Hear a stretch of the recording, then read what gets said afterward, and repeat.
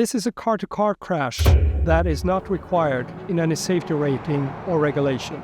We have 3 EX90 cars in this test, the first ever public test with 3 electric cars in a single sequence. This test recreates a typical real-world scenario when the driver might not be able to see an object and brake in time. The first car runs at 50 km an hour towards the second car, but managed to brake to full stop just in time, avoiding a collision entirely. The automatic emergency braking, also known as AEB, is an example of the preventive safety features thanks to EX90's advanced sensor set. Then the third car came towards the second car on the side at 55 km per hour.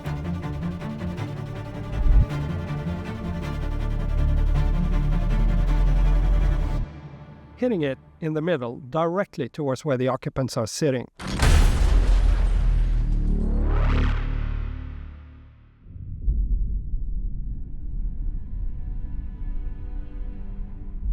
The car engaged its strong safety cage, and that helped transfer the loads while managed to deform and absorb the energy from this violent crash.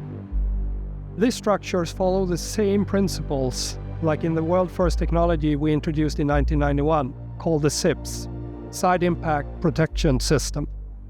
And of course, the side airbags and the inflatable curtains were also activated immediately at the impact, and that helps to protect the occupants.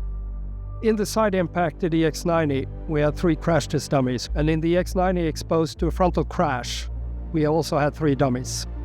The energy in this crash test is about 30% higher than the most severe standardized side impact tests required today.